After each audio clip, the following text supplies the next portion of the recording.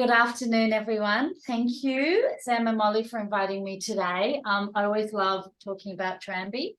I've been the CEO there for the last 10 years and I've worked there for about 15 years.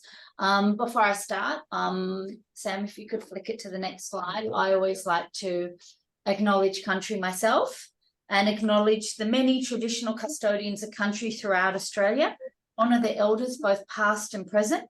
We respect their deep, enduring connection to their lands, waterways and surrounding clan groups since time immemorial.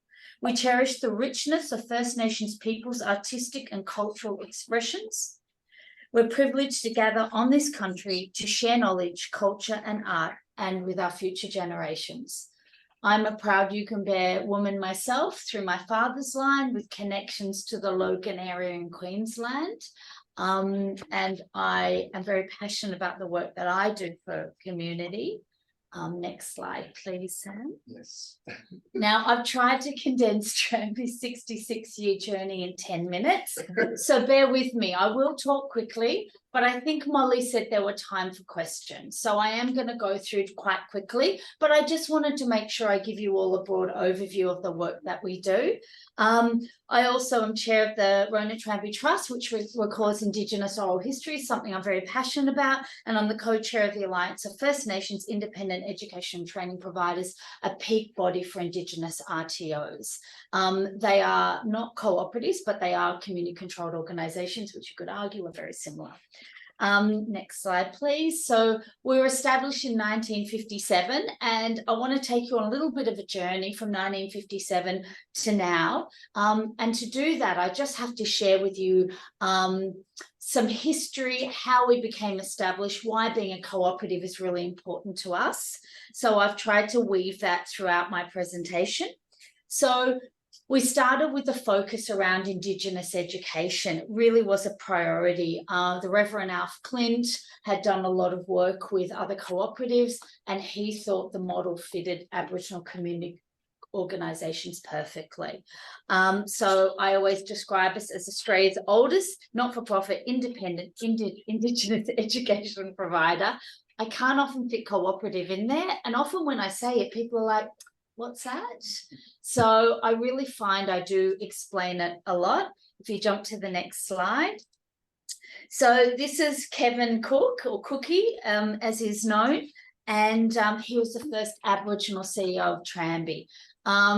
He was instrumental in building Tranby up, and he worked with all of the unions, and we've had a lot of union support over the years. And Cookie was my mentor. He passed away a few years ago, but I was very fortunate to be able to take instruction and guidance from him from the nursing home. He was still very active in Tranby and community life. Next slide, please. A lot of the quotes and information that I got for today's presentation was from Kevin Cook and Heather Goodall's fabulous book, Making Change Happen. If you're interested in the histories of cooperatives, if you're so inclined to read more, it is actually available free of charge online. Just search Making Change Happen. Next slide. As I said, it was Reverend Alf Clint who was instrumental in setting up Tranby as a cooperative training centre for Aboriginal cooperative members at Tranby.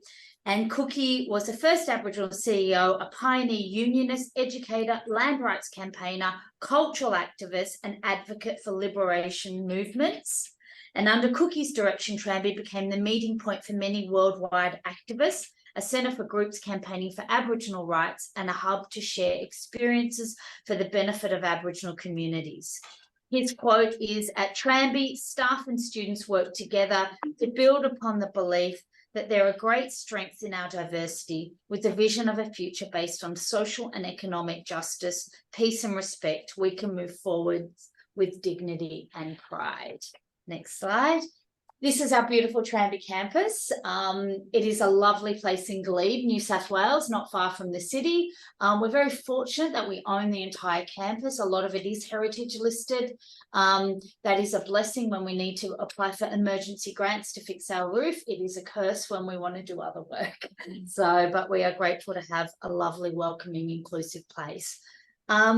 Our vision was always to be recognised as a place for learning for Indigenous people and a place to provide a lasting impact to the communities we serve. Next slide. Kevin Cook said it well when he summed up the cooperative vision.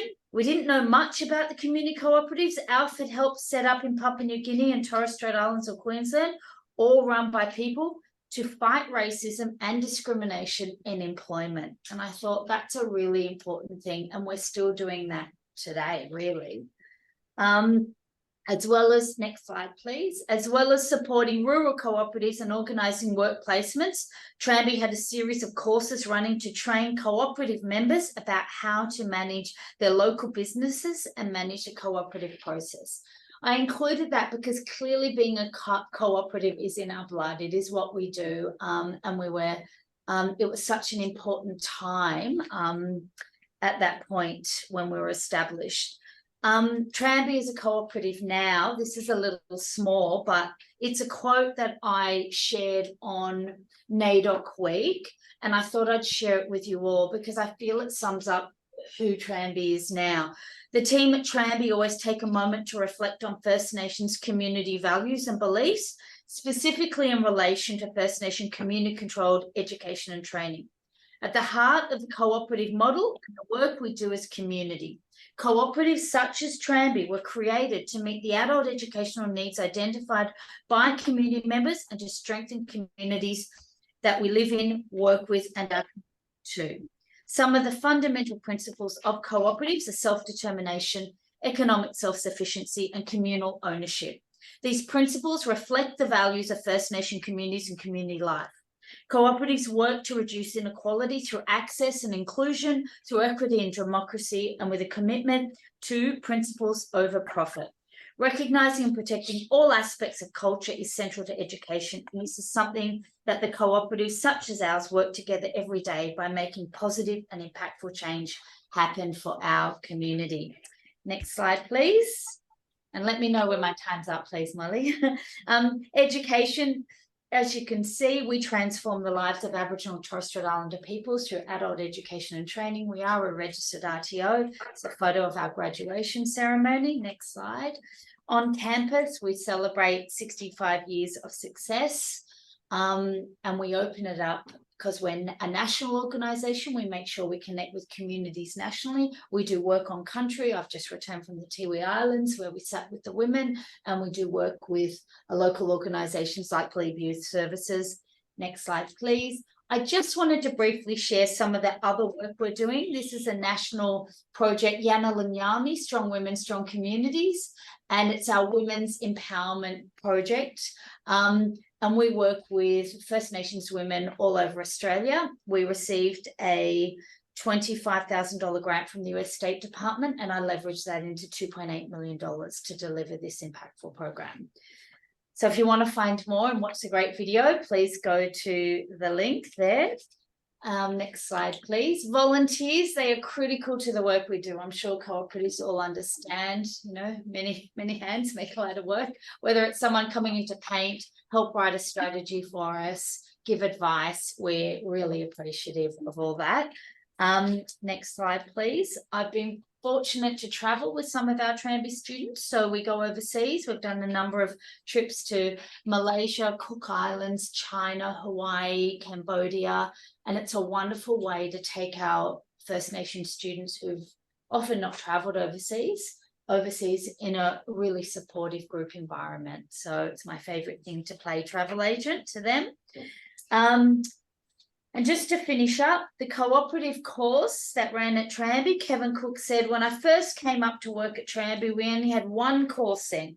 It was called the cooperative course, and it was about running small businesses using the cooperative's principles. I found that quote and thought, perfect, right? That's really about education. Next slide. The biggest challenge we face at the moment is our lack of ongoing federal funding. We've been around for 66 years. My contract runs out in December 24. I think it was Peter before who said, when will you find out? And I said, usually 3 weeks before. Like, they give us no notice. It's very challenging. And it's really hard to retain staff in that uncertainty with that funding model. Next slide. I just wanted to share with you some of the exciting 2024 projects, and they're our National Indigenous Oral History and Digital Storytelling Centre. We're running a New South Wales Jails project. I'd like to run our Aboriginal diploma level courses, accredited, non-accredited, in New South Wales Jails for inmates around culture. I believe it's a fundamental human right if you're incarcerated to have access to culture and that connection to community and country. We're doing an allyship to activism program as well. Some of the larger cooperatives may be interested, trying to ask, you know, non-Aboriginal people to walk with us on the journey. And we're also developing and mentoring our mob program so we can deliver mentoring. I thought I'd leave you with this lovely quote from Kevin Cook. I believe cooperatives are the closest thing to the way we live as Aboriginal people. We're communal owners. The cooperative is set up on those principles that are the principles that Aboriginal people live by. That's why we thought that the cooperative way, the cooperative principles in small business, is the way that Aboriginal people should go. Thank you. That is it. But of course, if I had a full day, I could fill that time as well. Yeah, thank you, Belinda. That was great. Can I throw it open to anyone either on the screen or in the room if they've got any questions for Belinda with regard to Tranby? And I'll get Molly to help us identify if anyone's got their hands up or wants to ask any questions. Jane? I'm curious about the activism program, and I just wonder whether you could tell us, you know, walk alongside. Want to know more about that.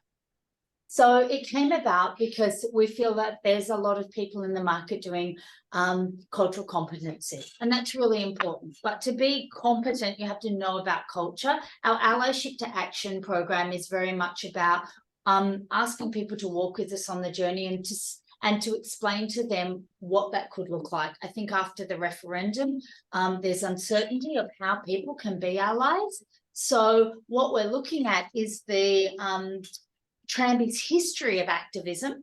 We are a place of social action, have been for many years, and sharing those stories of our journeys around activism to mobilise and galvanise the non-Aboriginal community. So it's a little bit of an education program. It's a little bit to raise awareness, but we feel that large corporates, the timing's right, particularly after the no vote. Thanks. And it's, sorry, to give you more of an indication, it's in its early stages. So we are literally writing it as we go, and we have different modules where we think, you know, it reflects the work that we do. Are there any other questions for Belinda? Oh. Don't see any hands up. Leave chat to Molly will handle the chat, will you, Molly? Yep. Yeah. Yeah, just one question I've probably got for Belinda is how many I suppose graduates do you have per year and or per session? So we've had thousands of students graduate through Tranby. In the last few years, it's been difficult because of COVID. We've had to put everything online. So access to IT, internet has been challenging. We've circumvented that with some donations. So at the moment, we have only about 50 students. So what I've been working on doing the last 3 years is moving our focus from just being an education RTO to being about community-led, community-driven projects where, like with the Youngling Yami, we had another one, Burwa, and National Indigenous Career Centre. We got $1 million funding for that, just to move away, because we felt that the government were expecting students to pay. And despite closing the gap and prioritising education, somehow they don't prioritise education. So our numbers for graduation aren't great. And also what's impeded that is we lost our Indigenous Tutorial Assistance Scheme. So our students aren't being supported through their programs by the federal government, which is incredibly unfair. Yeah, right. And your catchment area, like national. Yeah. Anyone over the age of 18. Some of our elders who are in their 80s come and do programs at Tranby. So it's lovely having the ones out of school and the elders in the same classroom sharing knowledge. So we always say at Tranby, everyone's a teacher. We all have a story. We all have knowledge to share. So please bring it to the classroom. Yeah, very good. Mm. Thank you, Belinda. Thank you very much. And yes, thanks for your presentation. Sam, our second speaker is Tom. I'll let Yes. you introduce Tom. Tom will have some slides too, I think, up on the screen. Tom's in Melbourne. Tom is secretary and one of the co-founders of Cooperative Power, or Co-Power, which are trying to democratize or take back the energy retailing market, and based kicked off in part by the union movement down in Victoria, but really has seen some great growth, and I'm sure Tom can tell you all about it. Go for it, Tom. Thanks so much, and good afternoon, everybody. It's a hard act. Belinda's a hard act to follow. It was really inspiring to, hear the story of Tranby and your ongoing work today. But I'll see how I get on in the next 10 minutes. So, before I get going, I'd like to also acknowledge that I'm joining from unceded land of the Wurundjeri people of the Kulin Nation, and also emphasize that in some of the areas that I wanted to explore a little bit more, especially around climate justice in this presentation, that it's really critical that First Nations people are a key party, and engaged as we work towards solutions. So my background is as a union and community organizer. So in this presentation, there's going to be asks. The first ask is, we're trying to build the solidarity economy through our cooperative, and everybody can be part of that by switching their household electricity to Co-Power, or their small to medium enterprise electricity to Co-Power. So our website's on the screen, which you can feel free to browse as I go through my presentation today. Hoping at the end also to talk a little bit more about opportunities for cooperatives to get more involved in our project as well.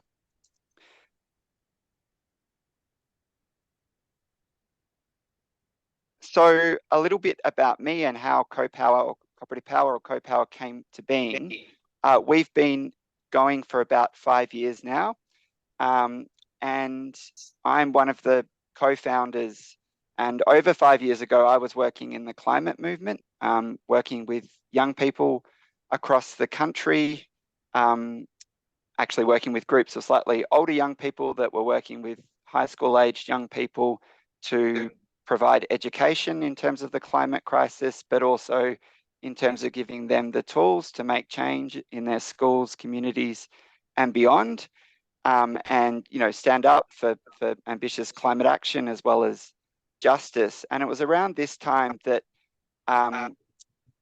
there started to be some really important conversations, intersectional conversations happening between the climate movement and also the trade union movement and other movements in Australia. Especially, it was quite apparent. This was the time when Naomi Klein had just published her book, This Changes Everything. And it was quite apparent that, in terms of climate change, we'd had, 30 years of UNFCCC, of international cooperation on climate change, yet we were really getting far from where we needed to be in terms of reducing carbon pollution in line with the science of climate change. And it was quite clear that the neoliberal model that focused on the private sector as the catalyst for decarbonisation, really, that model really wasn't delivering. Part of these conversations, also with our brothers and sisters in the trade union movement, also focused on how the neoliberal economy was failing workers, driving inequality, and I think as cooperatives, more very, very familiar with the push around demutualization and the corporatization of some of the important solidarity or cooperative institutions that have been really important to, sustainable development in Australia. So cooperative power came out of those conversations, and especially looking at the crisis in the energy sector in Australia, the crisis of privatisation, and how this was, like the global picture, not delivering the reduction in carbon emissions in line with the science, but was also, driving up prices for households. Prices were skyrocketing. Shareholders were making huge money, and also in terms of workers not only paying the price of higher electricity, but also for those in the energy sector, we were seeing often examples of very unjust transition where private owners would decide to close up a coal station, with a couple of months notice, and wash their hands of the whole thing. So cooperative power was born out of those discussions, and the idea was that why don't we create a cooperative to put a solidarity economy and to address these shortcomings that we were seeing in our energy system. So cooperative power has, because it's an engaged cooperative audience, I should say, we're a non-distributing cooperative with rules, and our members are democratic member-based organisations like trade unions, environment organisations, community groups, as well as other cooperatives.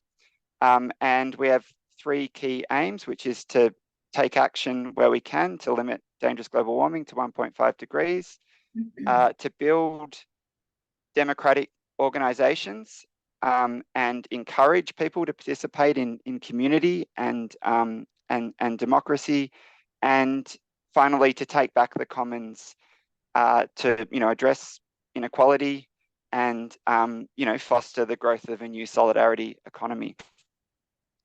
So over about 3 years ago, we started our first service, which is an electricity retail offer across the national energy market around the continent, and that allows households to switch their electricity to Co-Power.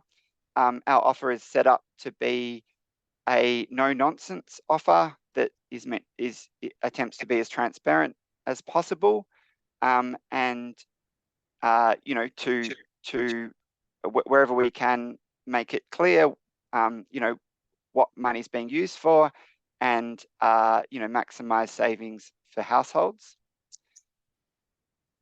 As our climate action is a key pillar of our approach, so we support renewable energy, and we're highly rated and recommended by the Greenpeace Green Electricity Guide. We're in the top 5, but importantly, we go beyond just the importance of supporting the purchase of renewable energy. We also think it's really critical that politically we engage to ensure that there's climate action and just solutions for workers and communities around the country. And we've had some really exciting growth over the last couple of years. We're now up to 4,000 households or customer members that make up our cooperative. And so I wanted to spend the rest of my presentation talking a little bit about our model, and I think, where we're having success in terms of giving our customer members the opportunity to meaningfully participate in our cooperative, shape our strategy, and make change. And a key principle of that is solidarity, not charity. So in terms of our recruitment and organising, we encourage workers and households to get their like-minded friends and fellow workers to join the cooperative, so that we can build up our cooperative, so that we can do more. And a key way that we've been enabling this democratic approach has been through what we call our democratic budget. And basically what this does is it gives our customer members the opportunity to decide how we spend our whole budget, and also be able to put ideas for campaigns or projects to drive change in communities and beyond. So yeah, every year customer members get to vote on all parts of our budget, including our operations budget, whether that should get approved. And then we allocate the rest of our budget to impact and to improve, which has been around $100,000 for the last couple of years. And what's been really exciting is the participation in this process. So this year's budget, we had over 1,000 customer members vote to determine, what projects and campaigns and initiatives got up. And we had, many hundreds of customer members put forward ideas and participate in working groups.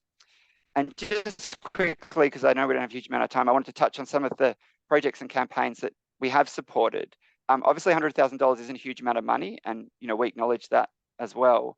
But a key part of our approach is obviously where we can providing, some funding, but importantly linking that to action, to participation in community groups and change making more generally. So just really quickly, some of the projects and campaigns that have come out of this process is a co-housing connector to provide some support for a digital tool to connect people to cooperative housing, is supporting a new workers cooperative out of the Earthworker ecosystem, Earthworker construction cooperative that has an environmental focus.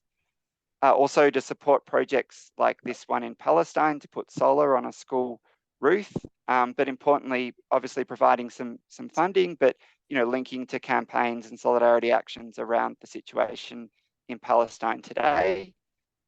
Since we've got going, customer members have always allocated money to strike funds to support workers to stand up for fair pay and a recognition of the critical work that they do. And what's really exciting is obviously to provide some funds to those strike funds, but also to learn about their campaigns and also the intersection with areas that our customer members care about. The photo is of a migrant workers farm strike that happened earlier this year on the outskirts of Melbourne, the first time that migrant farm workers had striked in a very long time. It was really exciting to hear more about their stories as migrant workers and why it's so important that they have fair wages and also a say in their workplace. And also, likewise, we have a fund that supports the climate movement, supporting the climate strikes, and also other climate mobilization happening across the country. And also, in terms of our actual service, again, we give that to our customer members to drive our strategy and look at ways to best improve our service. So we have a number of working groups in that space. One of them that's been making a lot of ground recently is an energy efficiency working group. We have no interest in trying to encourage people to use more power. Indeed, quite the opposite. We want to radically incentivize people to use less power to save money as well as carbon emissions. And so our energy efficiency working group's been coming up with some really exciting ideas around sharing tips across our cooperative, as well as a new pilot using smart meter data to look if we can develop algorithms to identify how high energy households and target interventions to them. And then finally, because I know I've gone a bit over time, I think the proof has really been in the pudding in terms of the response we get from our customer members, and their testimonies in terms of when they're given the opportunity to meaningfully participate in a cooperative and put ideas to drive change and to shape our strategy, we get really amazing outcomes. So just finally, a few of our most recent customer member testimonies on the screen. So I guess just to finish up, it's been an exciting couple of years. We're really committed to building a solidarity economy, and showing people the opportunities that we have through our cooperatives to do that. And we're always open to more member organizations. So as I said, cooperatives are one of those entities that qualify as member organizations that become our part owners, and that in turn, often add specific expertise, but also opportunities to engage their real life members in our cooperative as well. And as well as obviously switching your household and your small to medium enterprise to Co-Power and being part of our movement. So thanks so much for the opportunity, and sorry for going a little bit over time. Thank you. Thank you, Tom. Yeah, very interesting. Has anyone got any questions for Tom, either in the room or on the screen? We've got Mark Spain. Yeah, Tom, I don't know whether I missed you saying this. I know you're based in Victoria, but can you operate all around Australia? Yeah, so we operate across the national energy market, which is all states apart from Western Australia, Northern Territory, and it's just Southeast Queensland, but everywhere else is included.